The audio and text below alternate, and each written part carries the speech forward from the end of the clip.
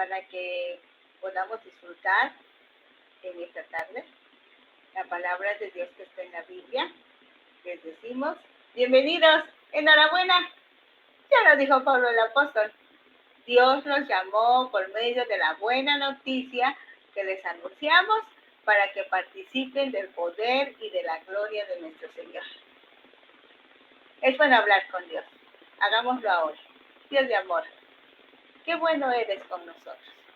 Porque desde el principio tienes un plan eterno de salvación y en ese plan estaba que tu Hijo viniera, llegó hace 2000 años, hizo su trabajo aquí en la tierra porque a lo suyo vino a rescatar a la humanidad y lo hizo muy bien. Ahora está contigo en el cielo y la Trinidad toda, junto con nosotros, alabamos ese nombre que es sobre todo nombre. Gracias Dios por esta palabra, gracias por Ventana Virtual Cristiana Radio y por todas las personas que de alguna manera están participando, por los que están escuchando, por los que van a escuchar. Gracias Dios, gracias. Por eso a ti no te decimos bienvenido, porque tú eres el mero dueño.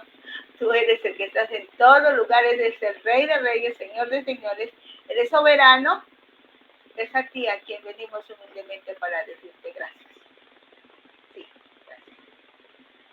Bueno, si bien las cartas de Pablo a los tesalonicenses son adecuadas para los que están sufriendo persecución o están siendo presionados por causa de su fe, puntualizamos que en la primera carta Pablo les conforta con la seguridad de la venida de Cristo, pero al parecer no quedaron muy claros algunos conceptos.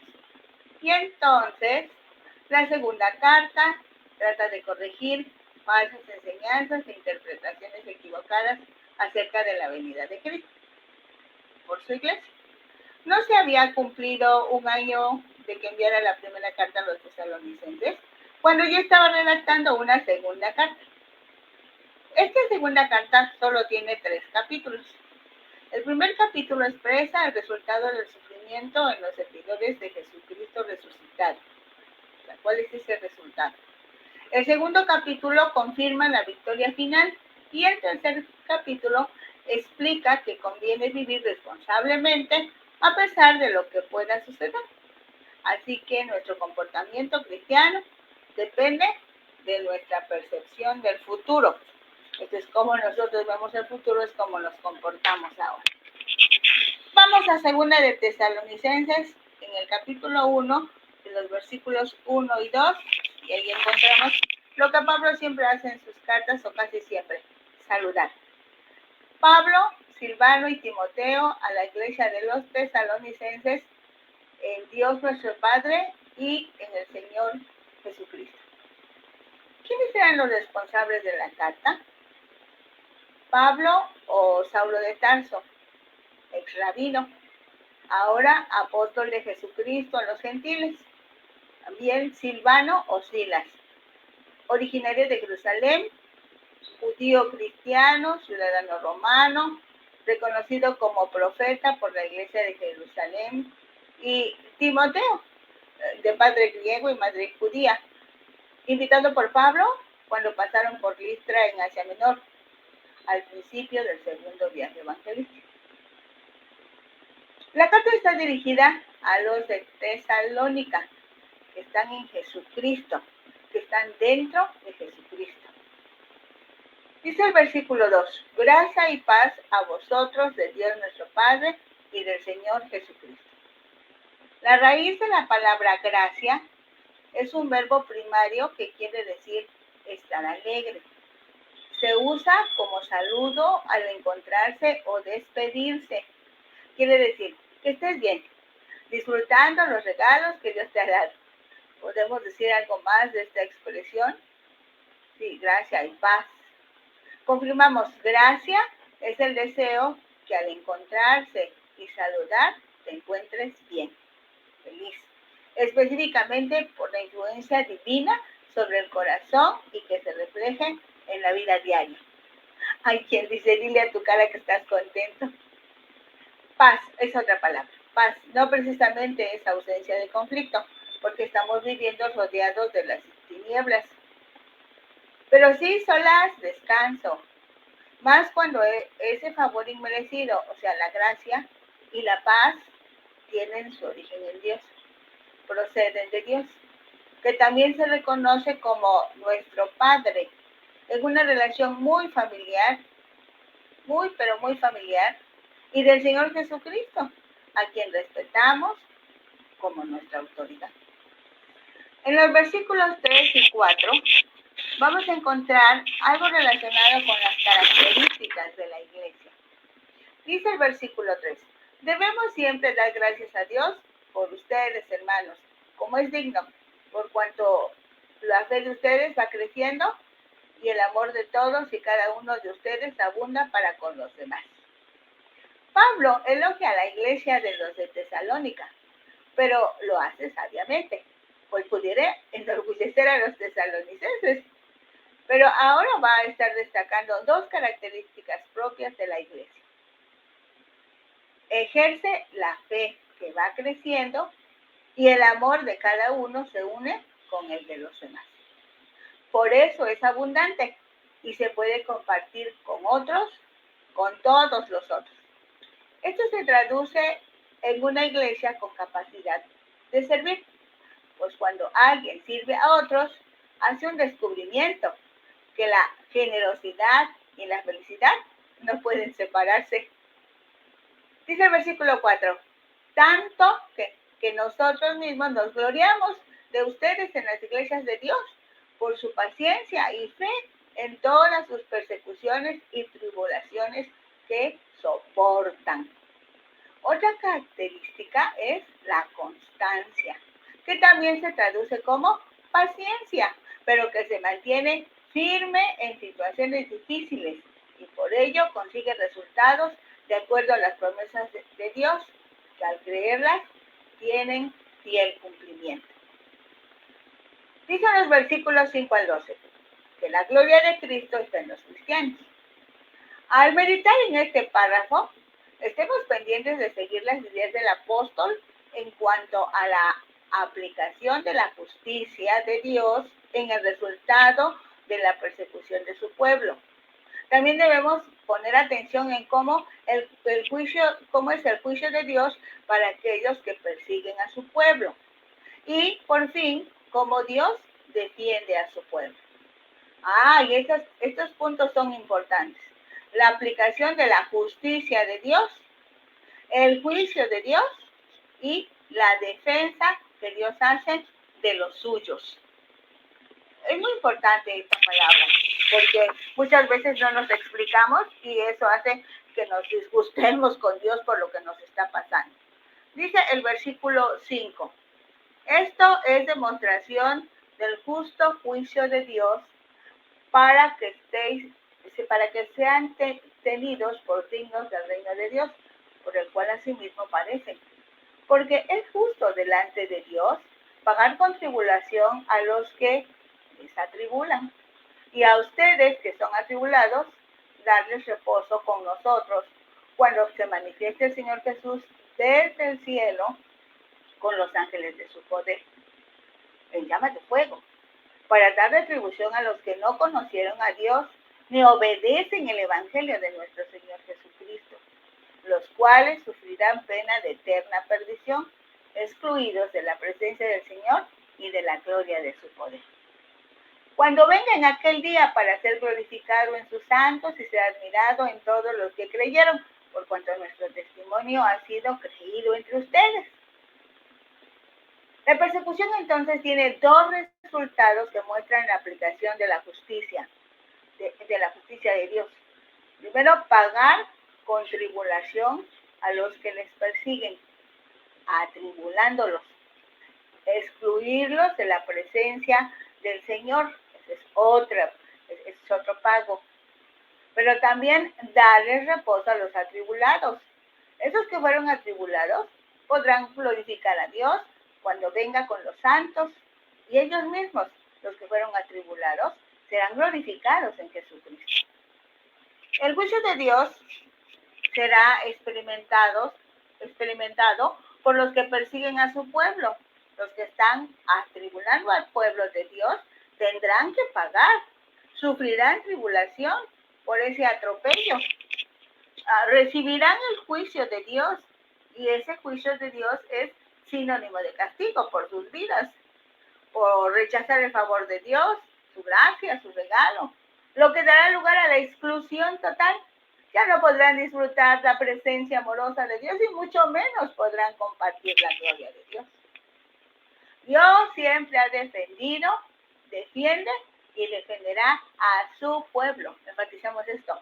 Dios no ofrece que nunca padecerá a su pueblo. Dios promete que si padece su pueblo, si soporta la persecución, Dios se compromete a defenderlos. Les garantiza alivio de sus sufrimientos y que disfruten su presencia para siempre y sean glorificados junto con Cristo. Dice el versículo 11, por lo cual asimismo oramos siempre por ustedes, para que nuestro Dios os tenga por dignos de su llamamiento y cumpla todo propósito de bondad y toda obra de fe con su poder, para que el nombre de nuestro Señor Jesucristo sea glorificado en ustedes y ustedes en Él, por la gracia de nuestro Dios y del Señor Jesucristo.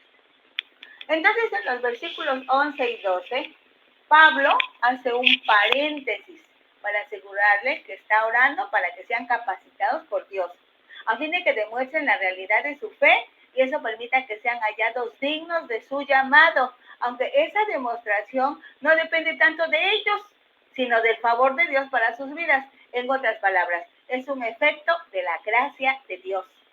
Por fin, este mensaje para animar a los tesalonicenses culmina con la expresión, nuestra gloria es Cristo, y la gloria de Cristo somos nosotros, porque el resplandor, la gloria de Cristo, está en los que han aprendido en Él, porque están dentro de Él a resistir la tribulación.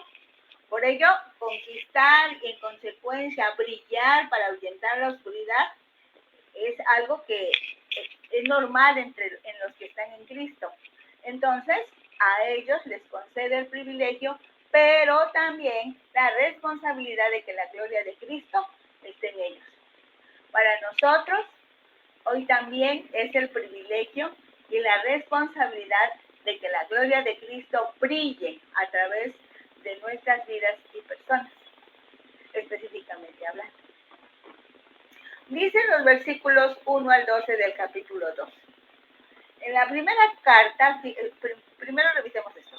En la primera carta, Pablo quiso explicar qué sucedería con los cristianos que ya fallecieron físicamente hablando.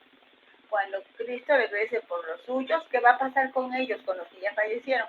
Porque Cristo resucitado ascendió al cielo con su Padre, pero prometió que regresará para llevar consigo a todos los que son sus hijos por la fe, los que son su pueblo, comprado a precio de sangre. Para Dios, los cristianos que mueren, físicamente hablando, solo están durmiendo. Pero cuando Cristo venga en las nubes, esos cuerpos resucitarán. Esta parte quedó bien entendida. Lo que corresponde a cuándo vendrá el Señor Jesús no quedó muy claro, pues los hermanos de Tesalónica entendieron que muy probablemente Jesús regresaría pronto, tan pronto que ya no daba tiempo de hacer nada, y mejor estarían esperando el regreso de Jesús, lo que dio lugar a la ociosidad, paralizó la economía, aumentó la pobreza y demás efectos sociales y espirituales, pues un pueblo ocioso fácilmente atiende a las tentaciones que el enemigo pone al frente como una invitación para desobedecer a Dios. Esto que ya mencionamos es el antecedente a los siguientes versículos. Dice, pero con respecto a la venida de nuestro Señor Jesucristo y nuestra reunión con Él, os rogamos, hermanos. Aquí va a puntualizar Pablo, porque esta parte de la carta es lo esencial para este momento que él está tratando una situación específica. La palabra que se traduce como venida, tomando en cuenta el griego, que es parousia, quiere decir estar cerca, quiere decir retornar específicamente del torno de Cristo para castigar a Jerusalén o finalmente a los malos, por implicación venida. Así que este versículo también puede leerse así. Pero con respecto al retorno o venida de nuestro Señor Jesucristo para castigar a los malos, y la otra palabra es recoger sobre el mismo lugar. Colección completa, reunión cristiana para adoración y nuestra reunión con Él. También podemos decir que Jesús regresa, por un lado, para castigar a los malos. Pero en lo que se refiere a nosotros, los que somos sus hijos, viene a recogernos para que podamos llevar a cabo nuestra reunión cristiana para adorar. En el siguiente versículo continúa con la idea. Dice el versículo 2. Pero no os dejéis mover fácilmente de vuestro modo de pensar, ni os conturbéis, ni por espíritu, ni por palabra, ni por carta, como si fuera nuestra, en el sentido de que el día del Señor está cerca. Enfatiza, el Señor está cerca. Vendrá. Que nada ni nadie cambie esa verdad. Pero enseguida, en términos generales, Pablo les dice a los de Tesalónica y ahora a nosotros también, que tienen que suceder varios acontecimientos antes de que llegue el día del Señor. Entre esos acontecimientos están los relacionados con los hijos de Dios. ¿Qué va a pasar con los hijos de Dios? Dios miró su corazón humilde y sucedió la doble elección. Ellos se decidieron por Cristo y Cristo confirmó su elección hacia ellos.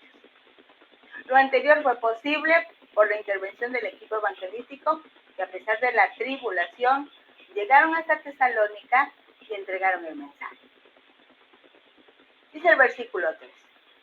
Nadie os engañe en ninguna manera, porque no vendrá sin que antes venga la apostasía y se manifieste el hombre de pecado, el hijo de perdición, el cual se opone y se levanta contra todo lo que se llama Dios o es objeto de culto, tanto que se siente en el templo de Dios, haciéndose pasar por Dios.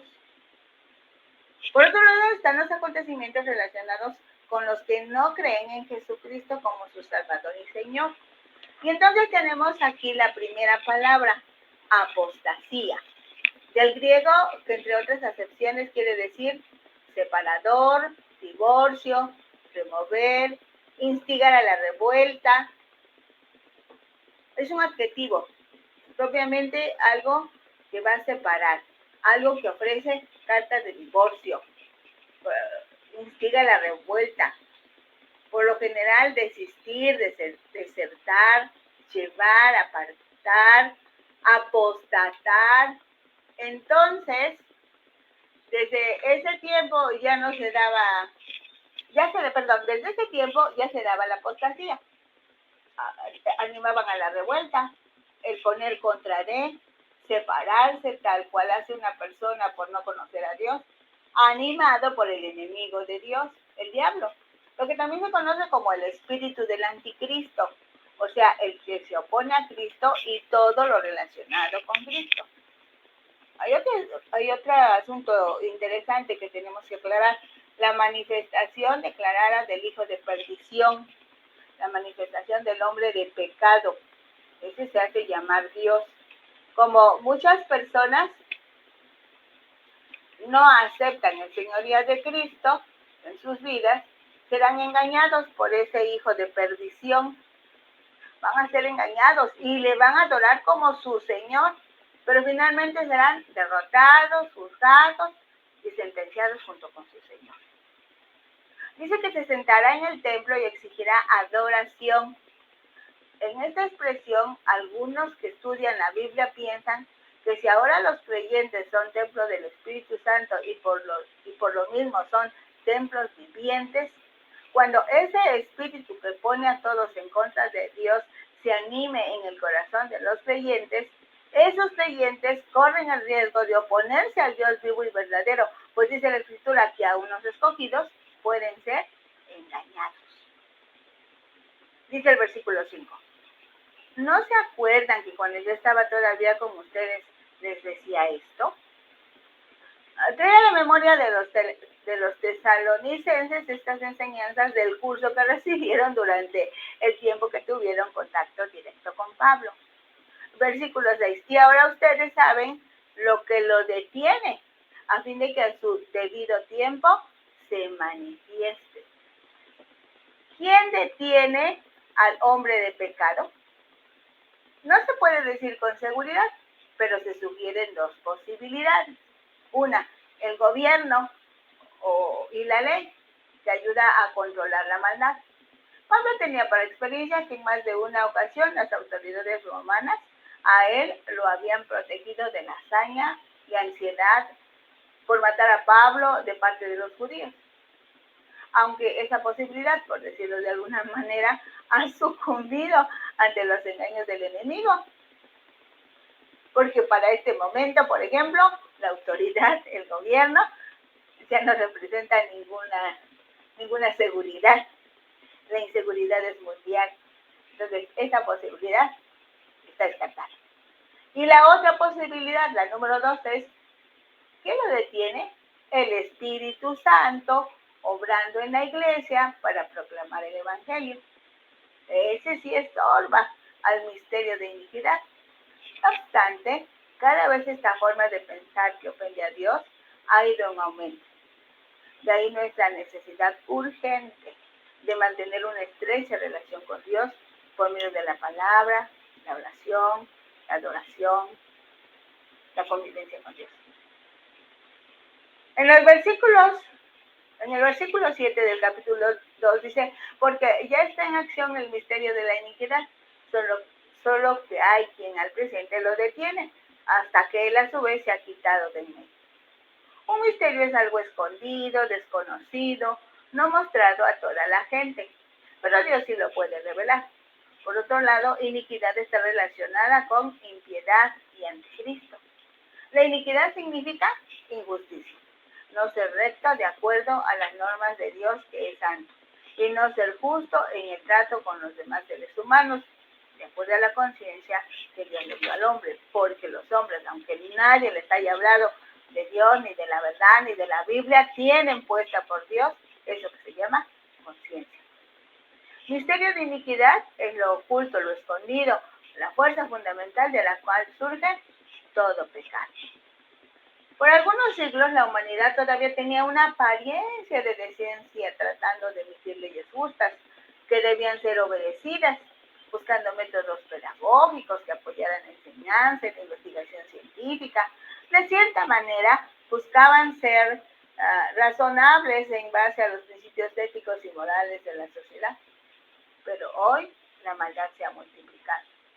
El engaño, la violencia, la inseguridad, la trata de personas, las violaciones, los robos, asaltos, manipulaciones, extorsiones, mentiras, plagios de las investigaciones y demás que se oponen contra todo lo que se llama Dios, contra todo lo que se refiere a Cristo. ¿Por qué va a permitir Dios que se ha quitado lo que detiene a este misterio de iniquidad? ¿Por qué lo va a permitir?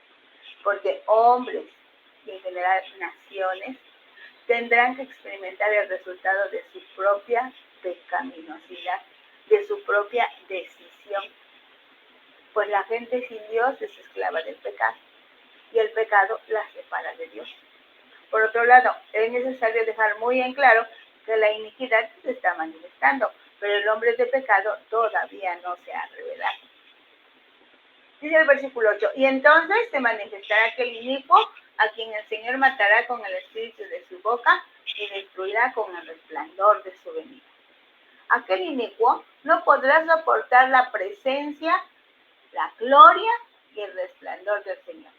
Pues Jesucristo recibió todo el poder cuando resucitó de entre los muertos, y en su nombre se debe doblar toda rodilla, y toda lengua debe confesar que Cristo es es Rey de Reyes y Señor de Señores. El versículo 9 dice, inicuo, cuyo advenimiento es por la obra de Satanás, con gran poder y señales y prodigios mentirosos, y con todo engaño de iniquidad para los que se pierden, por cuanto no recibieron el amor de la verdad para ser salvos. Meditemos. Los milagros de Dios nos ayudan a fortalecer nuestra fe y guiar personas a Cristo. Los milagros de Cristo. Los milagros realizados en el nombre de Cristo hasta hoy son importantes no solo por su poder, sino por su propósito. ¿Cuál es? Ayudar, sanar y guiarnos a Dios. Pero según dice este pasaje bíblico, no todos los milagros son necesariamente de Dios. Pues este hombre de pecado usará gran poder y señales y prodigios mentirosos y todo engaño. El hombre de pecado tendrá poder para hacer milagros sorprendentes, pero su poder vendrá de Satanás. Usará su poder para destruir y para apartar a la gente de Dios y atraerla a sí mismo. De hecho, algunos grupos también operan milagros, pero su propósito es que la adoración sea dada a otro u otros que no son Dios Padre, Dios Hijo y Dios Espíritu Santo.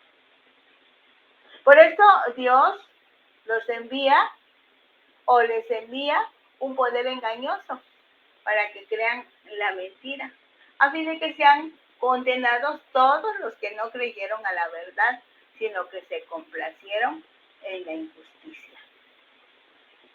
Debido a que estos hombres, ejerciendo su libre albedrío, su libre voluntad, cerraron sus mentes y sus corazones a la verdad del Evangelio, que presenta a Cristo como el medio de salvación por gracia, para ese momento estarán siendo confirmados en sus malos caminos, siendo sujetos a mentiras.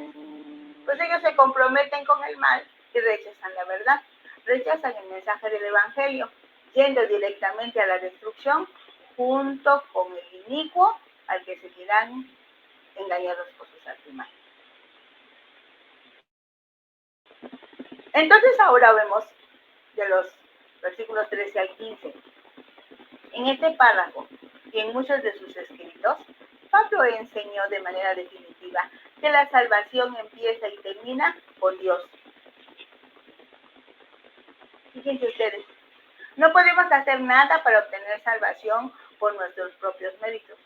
Debemos aceptar el regalo de Dios, el regalo de la salvación, porque por gracia, como regalo, son salvos por medio de la fe. Y esto, la fe, para que puedas creer, no es de ustedes, no es tuya. Es un regalo de Dios, es un don de Dios. Dice el versículo 13, pero nosotros debemos dar siempre gracias a Dios respecto de ustedes, hermanos amados por el Señor, de que Dios los haya escogido desde el principio para salvación, mediante la santificación por el Espíritu y la fe en la verdad. Recordemos que Jesús es la verdad. Pablo les recuerda que nosotros, o sea, cuando dice nosotros se refiere a Pablo y la gente que está ahí, a los evangelistas, deben agradecer a Dios por los tesalonicenses que recibieron la salvación, pues por esa razón ahora son sus hermanos de Pablo, también son amados por el Señor. Pablo también les recuerda la doble elección, pues los tesalonicenses ejercieron su voluntad cuando decidieron escuchar el mensaje que les fue presentado y aceptaron el regalo.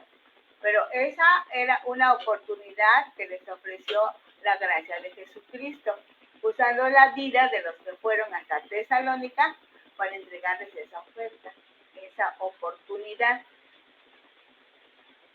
Hace hincapié en que fue definitiva la participación del Espíritu Santo, pues bien sabemos que es el primero que interviene cuando hace reflexionar a los hombres respecto de su situación lejos de los caminos de Dios. Les redarguye de pecado. Una vez que lo consigue, muestra el camino hacia Dios para que se provoque el arrepentimiento, la nueva forma de pensar. Hay una nueva forma para pensar, y promueve que el hombre confiese pecados al creer el mensaje de vida. Eso es creer a la verdad, porque la verdad es Jesucristo. El Espíritu Santo dentro del corazón del hombre promueve una nueva naturaleza, la naturaleza divina, que por medio del ejercicio del amor, el amor de Dios, va formando el carácter de Cristo en cada uno de los llamados cristianos. Hacemos un alto para revisar hasta dónde o qué tanto de la imagen de Cristo se refleja en mi persona, en la tuya, en la de cada uno de nosotros. Porque no nada más desde hable. No, necesitamos hacer altos y necesitamos ir aplicando la palabra para que efectivamente se encarne en nosotros. Dice el versículo 14, a lo cual os llamó mediante nuestro evangelio para alcanzar la gloria de nuestro Señor Jesucristo. Entonces el llamado tiene como propósito que los creyentes sean partícipes de la gloria de Cristo. Y esto es muy natural, pues si están dentro de Cristo, lo más obvio es que muestren su gloria. Pablo lo decía a los Gálatas, ya no vivo yo, sino Cristo vive en mí. Y lo que ahora vivo en la carne, lo vivo en la fe, Hijo Dios, el cual me amó, se entregó a sí mismo por mí. Pablo afirma, ese llamado lo hizo mediante nuestro evangelio. Aquí hay una situación bien interesante, importante e indispensable, pues Pablo y sus compañeros fueron el medio para comunicar la buena noticia del evangelio, a fin de que los creyentes pudieran participar de la gloria de Cristo. Sí, es cierto lo que estás pensando en este mismo instante. Dios usa a seres humanos que, por cierto, no son dignos de confianza, pues generalmente son infieles, frágiles, para llevar el mensaje de vida a todo el mundo, para que todo el mundo sepa cómo hay acción por gracia. A veces tú mismo dices, pero yo cómo voy a dar el mensaje si sabes Dios, si apenas puedo con mi alma. O puedes pensar también, fulano de tal está dando el mensaje, si supieran lo que él hace o dice cuando no está explicando la palabra. Los humanos siempre vamos a estar en error, siempre nos vamos a equivocar, pero Dios es bueno y usa nuestras vidas a pesar de los pesares, a pesar de lo que nosotros somos. Dice el versículo 15, así que, hermanos, estén firmes y retengan la doctrina que han aprendido, sea por palabra o por carta nuestra. Pablo continúa con su explicación. Está terminando este orden de ideas. Les está hablando a los hermanos. Es una comunicación entre iguales. Son hermanos, somos hermanos, para que actúen con firmeza, con seguridad, no solo por soportar la persecución, sino para enfrentar las falsas doctrinas. Es otro aspecto. Pablo está ocupado en hacer las correcciones a la interpretación equivocada que había originado la lectura de la primera carta. Pero también quería que estuviera todo muy claro, porque esa enseñanza debería ser entregada a la siguiente generación. Nuevamente hay una aplicación muy personal, pues tú y yo no estamos exentos de presiones por medio de persecuciones, acusaciones, falsos maestros, mundanalidad, hasta incitaciones para renegar de la verdad y abandonar la fe. Por eso el Espíritu Santo está recordándonos estas verdades y también nos indica que debemos actuar con firmeza, obedeciendo las enseñanzas de Cristo. Pues eso hacía Pablo, ya que todos dependemos de la ayuda del Espíritu Santo, quien aplica la palabra en nuestras vidas, fundamentando nuestra fe, nuestra confianza en Jesús. Ahora vamos a los versículos 16 al 17 del capítulo 2. Dice, y el mismo Señor nuestro, el mismo Jesucristo, Señor nuestro, y Dios nuestro Padre, el cual nos amó y nos dio consolación eterna y buena esperanza por gracia, conforte nuestros corazones y los confirme en toda buena palabra y obra. En estos dos versículos podemos resumir la vida cristiana. Veamos, Dios es amor, por eso nos amó, nos ama y está dispuesto a amarnos siempre, nos amó primero. Por eso existe su plan eterno de salvación. Cuando respondemos a su amor, recibiendo el regalo y recibiendo la autoridad de ser hechos hijos de Dios, también recibimos ser parte de su plan, constituyéndonos embajadores en nombre de Cristo, para que roguemos al mundo que se reconcilien con Dios. Para llevar a cabo esa tarea, Dios va con nosotros, dándonos la fuerza y la habilidad. Recordemos a Pablo en Corinto, cuando Dios le dijo, yo estoy contigo, habla, tengo mucho pueblo en este lugar.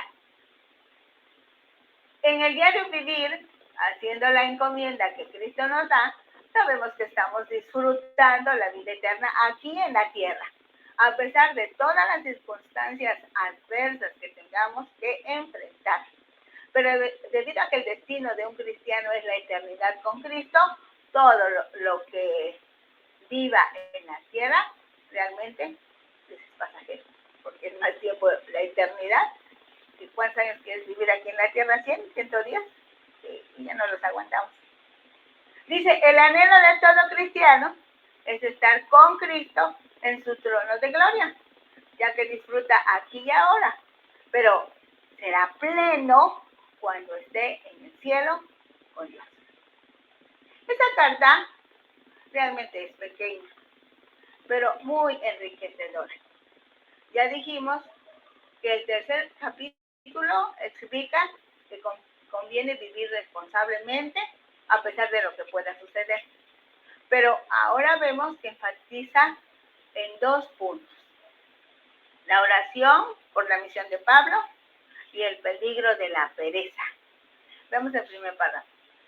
Dice los versículos 1 al 5. Por lo demás, hermanos, oren por nosotros, para que la palabra de Dios corra y sea glorificada, así como lo fue entre ustedes. Empieza este capítulo mencionando nuevamente a los hermanos, los que son iguales, no hay jerarquías, y les hace la misma solicitud de la carta anterior, pero ahora su motivación es la necesidad de que el evangelio se extienda, se expanda, se riegue, corra como un corredor de carreras en un estadio, o sea, que haya un progreso rápido y sin estorbos de la palabra de Dios. Versículo 2. Y para que seamos librados de hombres perversos y malos, porque no es de todos la fe. Para ese momento tenían muchas experiencias no gratas, pues en más de una ocasión fueron sacados de los lugares porque peligraba su vida. Y sabía bien Pablo que los judíos se oponían a las enseñanzas de Pablo y el equipo apostólico. Seguramente con tristeza en su corazón, Pablo enfatiza la gran responsabilidad del libre albedrío, pues los seres humanos lo usan para abrir sus corazones o para cerrarlos. Debe quedar muy en claro que el corazón humano puede negarse a responder, porque el llamado de la fe no es selectiva, no es exclusiva. Al contrario, es inclusiva, es para todos. Sin embargo, espera respuesta, y la respuesta puede ser sí a Cristo o no a Cristo. Por eso dice que no es de todos la fe. Y como no es de todos la fe, los que dicen no a Cristo generalmente reaccionarán en contra de los que profesan la fe. Así que, además de no a Cristo, el misterio de iniquidad toma parte y provoca reacción en contra de Cristo y sus seguidores. Dice el versículo 3, pero fiel es el Señor, que os afirmará, que guardará del mal. Y tenemos confianza respecto a vosotros en el Señor, en que hacéis y haréis lo que os hemos mandado. Pablo ha aprendido a confiar en Dios. Por ello, después de afirmar esta verdad, se refiere a los tesalonicenses de la carta. Aquí estamos incluidos tú y yo.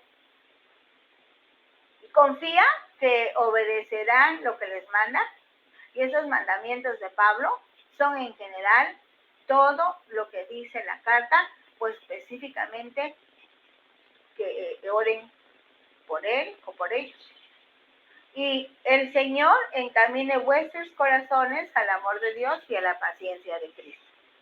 Ahora expresa el deseo de su corazón. Ora porque el Señor pueda mover la voluntad de sus lectores y los dirija a Dios para que el amor de Dios los llene y en consecuencia puedan practicar la misma paciencia que Cristo ejerce.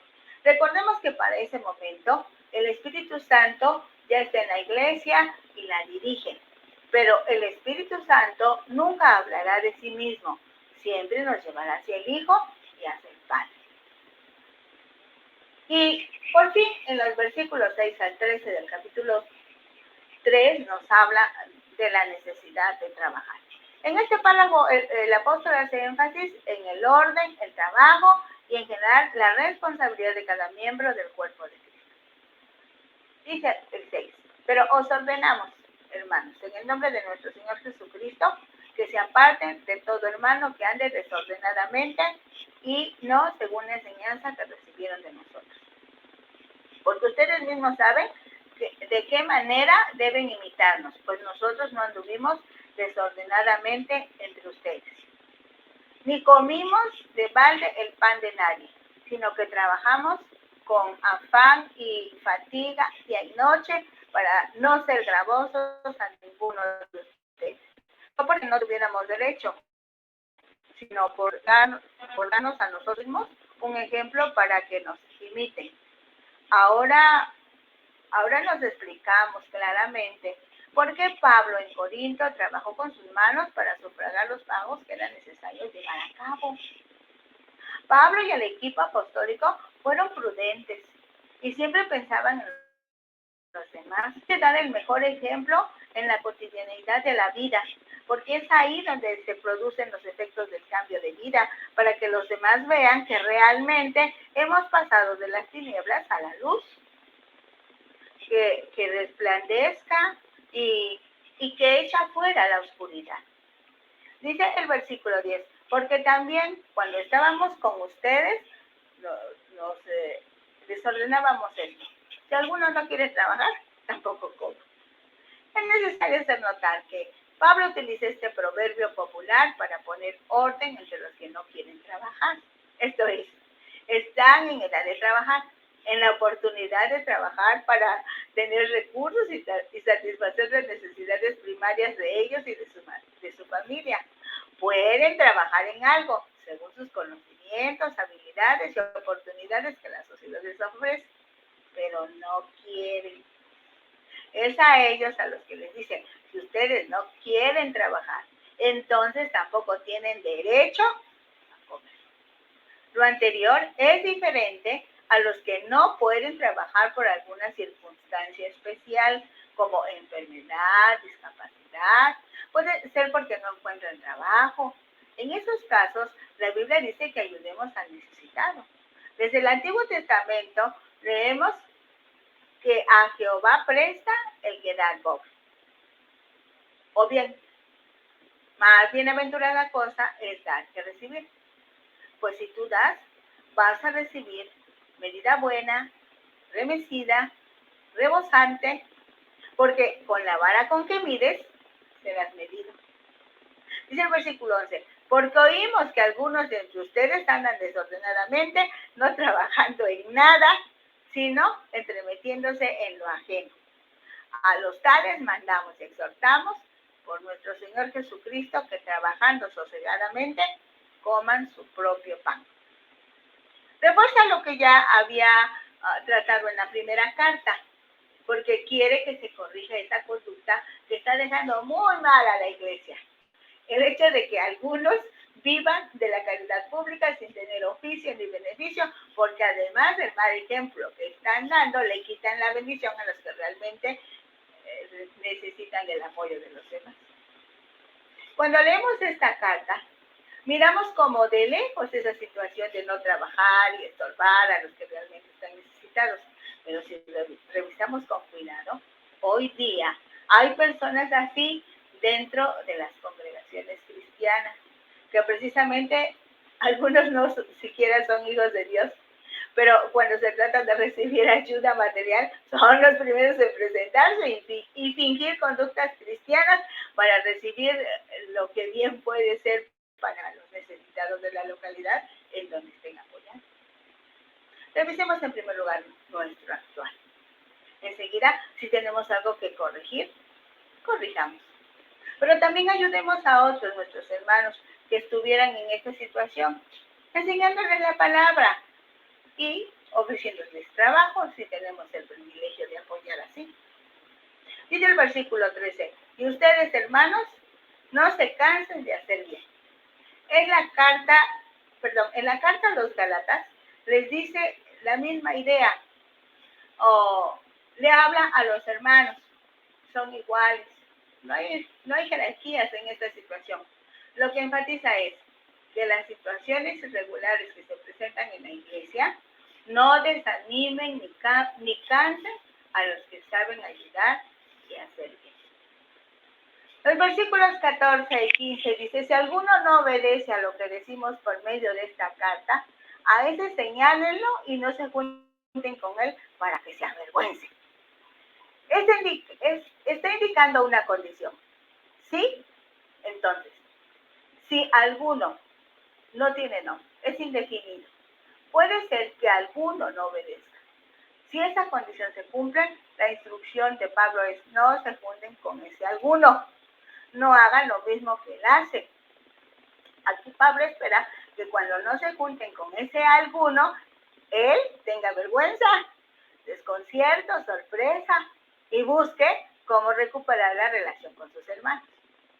El versículo 15 dice, más no lo tengan por enemigo, sino amonéstenlo como hermano. No juntarse con el que está teniendo una conducta equivocada es una oportunidad de llamar su atención para que corrija su actuar, pero no es enemigo, es su hermano. Sigue siendo su hermano. Por ello tienen el deber de amonestarle. La palabra que se tradujo como amonestarle se usa tanto de instrucción, enseñanza, como de advertencia, instruir mediante acciones. Por eso dice, no te juntes con él. Esa es una acción. Para aclarar un poco este asunto, no es lo mismo amonestación que reprensión.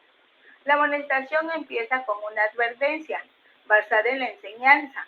La reprensión es ya una llamada de atención, un regaño que muchas veces lleva integrado un castigo.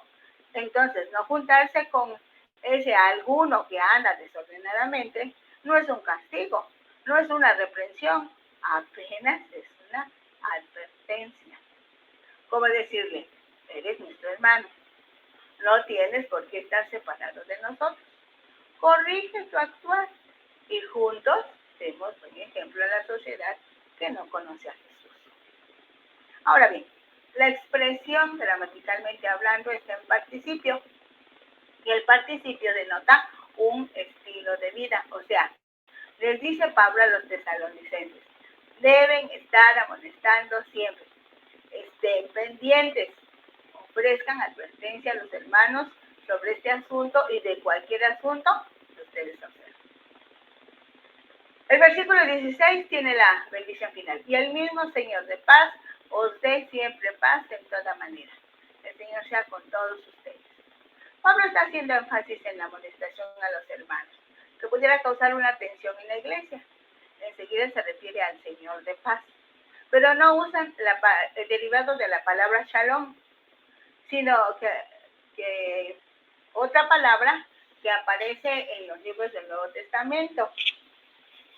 Se traduce también como paz, pero describe relaciones armónicas entre personas, entre naciones, amistad, ausencia de agresión, orden en el Estado, en las iglesias, relaciones armónicas entre Dios y el hombre, conseguidas mediante el Evangelio. A eso se refiere con la palabra paz. El Dios de paz es un título utilizado por Pablo en las cartas a los romanos. los filipenses, los tesalonicenses, los corintios. Pero en segunda de Tesalonicenses 3:18 dice, Señor de paz. O sea, se refiere al Señor Jesucristo con esa interpretación que ya vimos. En los versículos 17 y 18 dice, la salutación es de mi propia mano, de Pablo, que es el signo en toda carta mía. Así escribo. Si bien seguramente Pablo tenía a su disposición un secretario, también tenía por costumbre al final escribir de su puño y letra un saludo. Con esto confirmaba que todo lo escrito estaba bajo su autoría y se hacía responsable de lo que expresaba ese documento. La gracia de nuestro Señor Jesucristo sea con todos ustedes. Amén. Cuando inicia la carta expresa a la iglesia de los tesalonicenses y al final escribe su deseo de que la gracia de nuestro Señor Jesucristo sea con todos. Y la observación es que dentro del escrito hizo algunas anotaciones para corregir a los que estaban siguiendo enseñanzas equivocadas, incluso a los ociosos y por consecuencia desordenados, chismosos, diría mi agregado personal. Sin embargo, al final incluye bendición y buenos deseos para todos, porque ya lo venía expresando con sus hermanos, son sus hermanos, son sus iguales, por lo tanto, a todos los encomienda a la gracia del Señor. Como dijimos, estas cartas fueron enviadas desde Corinto. Pablo estaba enfrentando problemas de persecución. Se había separado ya de la sinagoga y se fue a la casa de Justo, la autoridad romana de la región de Acaya, de donde Galión era gobernador o procónsul. No quiso intervenir cuando los judíos llevaron a Pablo delante de él para que lo juzgaran. Y por fin en los versículos 18 al 22 encontramos cómo llega Pablo a Éfeso. Dice más, Pablo, habiéndose detenido aún muchos días allí, se despidió de los hermanos y navegó a Siria, y con él Priscila y Aquila, habiéndose rapado la cabeza en Cencreas porque tenía hecho voto. Termina la segunda carta a los tesalonicenses. Pablo está en Corinto y ya después decide regresar. Él había hecho voto, dice el versículo 19, y llegó a Éfeso y los dejó allí, y entrando en la sinagoga discutía con los judíos, los cuales le rogaban que se quedase con ellos más tiempo, mas no accedió, sino que se despidió de ellos diciendo, es necesario que en todo caso yo guarde en Jerusalén la fiesta que viene, pero otra vez volveré a vosotros, si Dios quiere. Y salpó de Éfeso. Cuando Pablo decide regresar a Antioquía de Siria, que era, por así decirlo, su sede, viajó a Corinto, al puerto más cercano, que estaba en Cencreas. Es necesario hacer notar que en Cencreas se afectó la cabeza porque había cumplido un voto. Y viajó a Éfeso. Luego navegó a Cesarea por tierra. Llegó a Jerusalén para estar con la iglesia y sus autoridades. No pasó mucho tiempo y regresó a Antioquía, donde había salido 3 años antes. Pablo había estado ahí, había salido 3 años antes. Recordemos que Pablo era judío de nacimiento, por lo tanto observaba las costumbres y ritos de los judíos. En esta ocasión había hecho el voto de Nazario, que está explicado en número 6, 1 al 21. Este voto de Nazario podía tener como origen una acción de gracias. No dudamos que Pablo estaba agradecido con Dios de cómo lo había guiado, usado y guardado de los peligros en los últimos 3 años, tiempo aproximado de este segundo viaje evangelístico. Entre los pasos que debía dar para cumplir con ese voto, el que hacía esta acción de gracias no comía carne ni bebía vino y se dejaba crecer el cabello 30 días. Cuando concluyó este periodo, debía ofrecer ofrendas en el templo. Entre esas ofrendas era quemar el cabello cortado en el altar como una ofrenda de gratitud a Dios. Dice el versículo 22, habiendo arribado a Cesarea, subió a saludar a la iglesia y luego descendió a Antioquía. Este versículo marca el final del segundo viaje evangelístico de Pablo y sus acompañantes.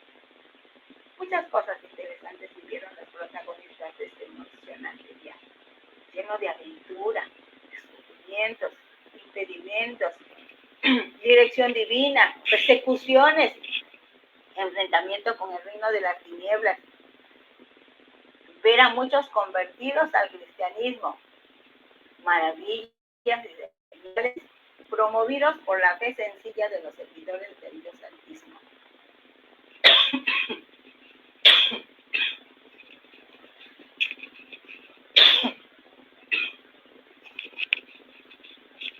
Ganando terreno en la expansión del reino. En fin, dándonos los elementos para que continuemos nosotros con la aventura de la expansión del reino de Dios aquí en la tierra. Mejor dicho, la expansión del reino en cada corazón que está dispuesto a permitir que el Espíritu trabaje en cada vida y promueva la transformación gloriosa para ser trasladado de la luz a las tinieblas. De las tinieblas a la luz admirable. Aquí nos detenemos. Reflexionemos personalísimamente. ¿Qué me dice Dios a mí? Aquí y ahora. Pero las cosas no pueden quedar como una pregunta en el aire. Contestemos cada quien. Y recuerden, nos conviene hablar con Dios. Plática con Dios. Yo también voy a hacer mi parte. Dios, gracias. Gracias por este emocionante viaje.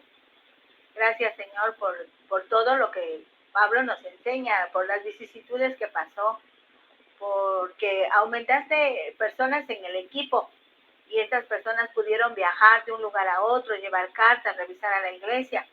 Pablo ya no estaba solo con un acompañante, ahora eran 3 o 4. Y cuando tuvo que dejar la sinagoga de los judíos, siempre hubo alguien que abriera las puertas de su casa, de su escuela, de su corazón para recibir el evangelio de Jesucristo.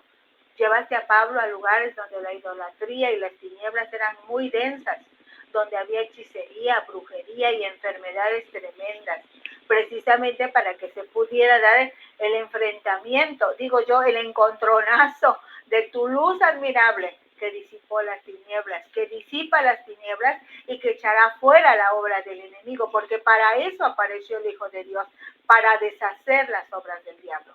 Y ese espíritu del anticristo que desde entonces ya se movía y que hoy ha tomado fuerza, no es superior al poder de Dios. Ese espíritu está vencido porque Cristo lo venció en la cruz del Calvario. Cristo vive y vive para siempre, vive por la eternidad y vive en el corazón de las personas que le digan sí a Cristo.